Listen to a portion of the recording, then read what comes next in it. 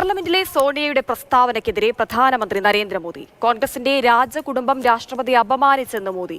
രാഷ്ട്രപതി ക്ഷീണിച്ചു എന്നാണ് സോണിയ ഉദ്ദേശിച്ചത്. പ്രസ്താവന മാധ്യമങ്ങൾ വളച്ചൊടിക്കുകയായിരുന്നുവെന്ന് പ്രിയങ്ക ഗാന്ധി പറയുന്നു.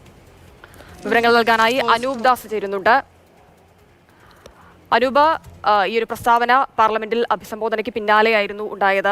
രാഷ്ട്രപതി വലിയ രീതിയിൽ ക്ഷീണിച്ചു പോയി എന്നുള്ള ഒരു പരിഹാസ രൂപേണയായിരുന്നു സോണിയാഗാന്ധിയുടെ ഭാഗത്തു നിന്ന് പ്രസ്താവന ഉണ്ടായത്.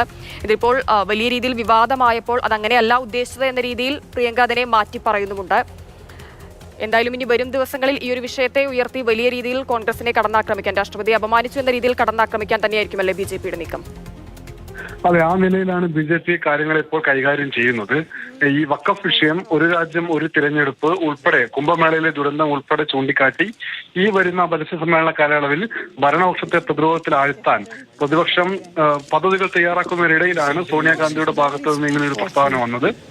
പാവം ക്ഷീണിച്ചു പോയി എന്നാണ് ഈ രാഷ്ട്രപതിയുടെ അഭിസംബോധന കഴിഞ്ഞ് പുറത്തിറങ്ങിയ സോണിയാഗാന്ധി ആ അഭിസംബോധനയെ കുറിച്ച് പറഞ്ഞത്. തൊട്ടു പിന്നാലെ ബി.ജെ.പി എംപിമാരും ബി.ജെ.പിയുടെ മറ്റ് പ്രധാനപ്പെട്ട നേതാക്കളും പ്രതിഷേധവുമായി രംഗത്തെത്തി. കോൺഗ്രസും സോണിയാഗാന്ധിയും മാപ്പ് പറയണം എന്നാവശ്യപ്പെട്ടു. അതിനുശേഷം അതിന് പിന്നാലെ തന്നെ രാഷ്ട്രപതി ഭവൻ വാർത്താക്കുറിപ്പ്, അസാധാരണമായ ഒരു വാർത്താക്കുറിപ്പ് പുറത്തിറക്കുകയും ചെയ്തു. കടുത്ത അതൃപ്തിയാണ് സോണിയാഗാന്ധിയുടെ പ്രസ്താവനയിൽ പ്രകടിപ്പിച്ചത്. എന്തായാലും ഈ വിഷയം ഇനിയുള്ള ദിവസങ്ങളിലും ശക്തമായി ബി.ജെ.പി ഉന്നയിക്കുമെന്നതിന്റെ സൂചനയാണ് പ്രധാനമന്ത്രി നരേന്ദ്രമോദി ഇന്ന് ഡൽഹിയിലെ തിരഞ്ഞെടുപ്പ് പ്രചാരണ റാലിയിൽ ഈ വിഷയം ഉന്നയിച്ചത്.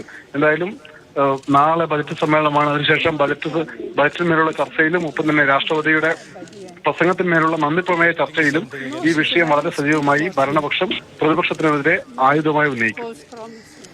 ശരി, സോണിയാഗാന്ധിയുടെ രാഷ്ട്രപതിക്കെതിരെയുള്ള പരാമർശത്തിലാണ് ഇപ്പോൾ ബിജെപി വലിയ രീതിയിൽ അത് വിവാദമാക്കിയിരിക്കുന്നത്. അതിന് പിന്നാലെ അങ്ങനെയല്ല സോണിയാഗാന്ധി ഉദ്ദേശിച്ചത് എന്നുള്ളൊരു വിശദീകരണം പ്രിയങ്ക ഗാന്ധി നൽകുന്നുണ്ട്.